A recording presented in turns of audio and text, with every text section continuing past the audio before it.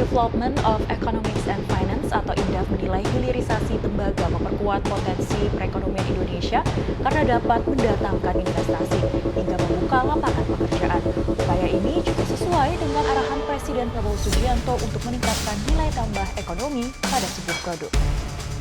Hanya dengan satu kebijakan, posisi Indonesia di peta industri global bisa berubah drastis.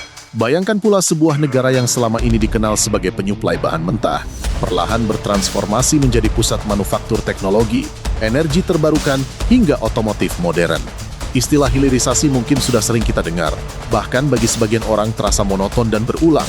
Namun yang sedang terjadi saat ini bukan lagi sekadar wacana, apalagi mimpi kosong. Ini adalah langkah nyata yang berpotensi membawa Indonesia menuju status kekuatan besar di sektor teknologi dan energi masa depan. Dan kunci dari perubahan besar ini adalah tembaga. Tembaga bukanlah logam biasa. Ia adalah urat nadi hampir seluruh teknologi modern yang kita gunakan hari ini. Mulai dari kabel listrik di rumah, panel surya di atap, ponsel di genggaman, hingga mobil listrik yang kini mulai mendominasi jalanan dunia. Semuanya bergantung pada tembaga. Bahkan teknologi tercanggih sekalipun tidak dapat berfungsi tanpa logam ini. Karena itu, ketika pemerintah Indonesia secara resmi menerapkan larangan ekspor konsentrat tembaga mulai tahun 2025, langkah ini bukan semata soal perdagangan, melainkan tentang masa depan industri nasional dan posisi Indonesia di panggung global. Indonesia sendiri merupakan salah satu produsen tembaga terbesar di dunia, dan selama bertahun-tahun menjadi eksportir konsentrat tembaga utama secara global. Data menunjukkan bahwa tujuan utama ekspor konsentrat tembaga Indonesia adalah Jepang, Cina, dan Korea Selatan. Jumlahnya tidak sedikit. Ratusan ribu ton konsentrat tembaga setiap tahun mengalir ke negara-negara tersebut untuk menjadi bahan baku industri elektronik, otomotif, dan energi mereka.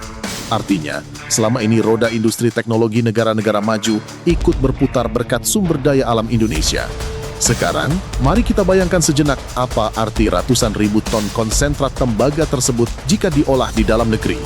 Jika konsentrat itu diproses menjadi katoda tembaga, hasilnya bisa mencapai ratusan ribu ton tembaga murni siap pakai. Dari sinilah lahir baterai kendaraan listrik, kabel, komponen elektronik, hingga material panel surya. Dalam satu unit mobil listrik saja, rata-rata dibutuhkan sekitar 20 hingga 30 kg tembaga. Artinya, hanya dari ekspor konsentrat ke satu negara, Indonesia sebenarnya memiliki potensi bahan baku yang cukup untuk memproduksi puluhan juta mobil listrik. Padahal, penjualan mobil listrik global dalam satu tahun bahkan belum mencapai angka tersebut. Fakta ini menunjukkan satu hal penting. Selama ini, Indonesia telah menyumbangkan bahan baku bagi revolusi energi dan teknologi dunia tanpa menikmati nilai tambah maksimal dari proses industrinya. Dan disinilah titik balik besar itu dimulai. Dengan menghentikan ekspor konsentrat dan mendorong pengolahan di dalam negeri, Indonesia tidak lagi sekadar menjual bahan mentah, melainkan mulai menjual nilai tambah, teknologi, dan produk jadi. Namun, setiap kebijakan besar tentu membawa dampak global.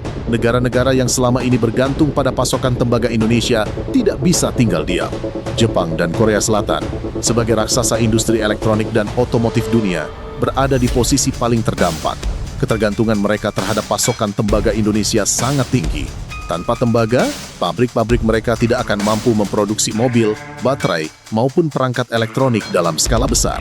Ketika pasokan itu terancam, mereka dihadapkan pada pilihan sulit, mencari sumber baru yang belum tentu stabil dan murah, atau memindahkan sebagian industri mereka ke Indonesia.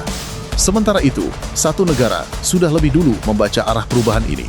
Cina, jauh sebelum larangan ekspor konsentrat tembaga diterapkan sepenuhnya, telah mulai bergerak. Melalui kerjasama strategis dengan Indonesia Battery Corporation dan berbagai perusahaan nasional, Cina mendorong pembangunan industri hilir tembaga, khususnya untuk kebutuhan material baterai dan energi baru. Mereka membahas pengembangan ekosistem material energi seperti copper foil untuk baterai, bahkan menjalin komunikasi langsung dengan produsen tembaga di Indonesia demi memastikan pasokan katoda tembaga. Langkah ini memberi Cina keunggulan strategis, sementara Jepang dan Korea Selatan masih berada pada fase menunggu dan mempertimbangkan. Jika Jepang dan Korea Selatan memilih mencari pasokan dari negara lain, mereka akan menghadapi lonjakan biaya produksi. Biaya tenaga kerja, logistik, pengolahan, hingga pajak impor akan membuat harga tembaga dan produk turunannya menjadi jauh lebih mahal. Jika ingin tetap kompetitif, satu-satunya pilihan rasional adalah membangun pabrik di Indonesia dan mendekatkan produksi ke sumber bahan baku. Dengan kata lain, Indonesia secara tidak langsung menyampaikan pesan kepada dunia, silakan datang dan bangun industri di sini, atau bersiap kehilangan daya saing. Di titik inilah nilai tambah ekonomi Indonesia benar-benar terlihat. Selama ini, ekspor konsentrat tembaga hanya menghasilkan nilai ekonomi yang relatif terbatas. Namun ketika konsentrat tersebut diolah menjadi katoda tembaga di dalam negeri, nilainya melonjak hampir 3 kali lipat. Itu pun belum termasuk produk turunan seperti foil tembaga, kabel, komponen elektronik, hingga material papan sirkuit atau PCB. Setiap tahapan pengolahan menciptakan lapangan kerja, meningkatkan pendapatan, dan memperkuat struktur industri nasional. Dampak kebijakan ini tidak berhenti pada aspek ekonomi semata. Ada efek jangka panjang yang jauh lebih krusial, yaitu transfer teknologi dan peningkatan kualitas sumber daya manusia. Ketika perusahaan asing membangun pabrik dan fasilitas produksi di Indonesia, mereka tidak hanya membawa modal, tetapi juga teknologi, sistem manajemen, standar kualitas, serta budaya industri modern, baik secara langsung maupun tidak langsung. Hal ini akan mempercepat modernisasi industri nasional dan meningkatkan keterampilan tenaga kerja Indonesia. Dalam jangka panjang, kondisi ini membuka jalan bagi Indonesia untuk tidak hanya menjadi pusat produksi, tetapi juga pusat inovasi. Dengan ekosistem industri yang kuat, kegiatan riset dan pengembangan teknologi akan tumbuh pesat. Indonesia tidak lagi sekadar merakit produk asing, tetapi mulai menciptakan teknologi sendiri, mulai dari komponen elektronik hingga kendaraan listrik dan sistem energi terbarukan. Inilah fondasi penting menuju kemandirian teknologi nasional. Momentum ini semakin kuat dengan posisi Indonesia di panggung global. Sebagai anggota penuh BRICS, Indonesia memperoleh akses ke pasar yang sangat besar, mencakup lebih dari setengah populasi dunia. Lebih dari itu, sebagian besar produsen tembaga terbesar dunia juga berada dalam lingkaran BRICS atau mitra dekatnya.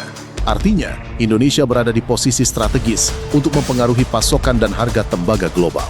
Ini bukan hanya kekuatan ekonomi, tetapi juga kekuatan geopolitik. Jika seluruh potensi ini dikelola dengan tepat, Indonesia memiliki peluang nyata untuk menjadi pemain utama dalam industri teknologi dan energi terbarukan dunia. Bukan lagi sekadar pemasok bahan baku, melainkan produsen teknologi, eksportir produk bernilai tinggi, dan pusat inovasi regional. Ini adalah perubahan paradigma besar dari ekonomi berbasis ekstraksi menuju ekonomi berbasis industri dan pengetahuan. Tentu saja, setiap kebijakan besar membawa tantangan. Infrastruktur harus siap, regulasi harus konsisten, kualitas sumber daya manusia harus terus ditingkatkan, dan tata kelola industri harus bersih serta efisien. Namun arah yang diambil sudah sangat jelas. Larangan ekspor konsentrat tembaga bukanlah langkah isolasi, melainkan strategi untuk mengintegrasikan Indonesia ke dalam rantai nilai global dengan posisi yang jauh lebih kuat. Jadi, pertanyaannya sekarang bukan lagi apakah Indonesia mampu, tapi apakah kita berani konsisten menjalankan arah ini sampai tuntas. Hilirisasi tembaga bukan sekadar kebijakan ekonomi, tapi penentuan arah masa depan bangsa. Apakah kita ingin terus dikenal sebagai pemasok bahan mentah, atau naik kelas menjadi pemain utama industri teknologi dan energi dunia? Semua peluang itu sudah ada di depan mata. Tinggal bagaimana kita mengelolanya dengan tepat, jujur, dan berkelanjutan. Jika langkah ini berhasil, bukan tidak mungkin beberapa tahun ke depan, produk teknologi berlabel Indonesia akan menjadi standar baru di pasar global. Kalau menurut kalian, apakah kebijakan ini benar-benar akan mengubah wajah industri Indonesia atau justru menyimpan risiko besar di baliknya? Tulis pendapat kalian di kolom komentar. Jangan lupa like, share, dan subscribe supaya kalian tidak ketinggalan pembahasan strategis lainnya tentang ekonomi, geopolitik, dan masa depan Indonesia. Sampai jumpa di video berikutnya.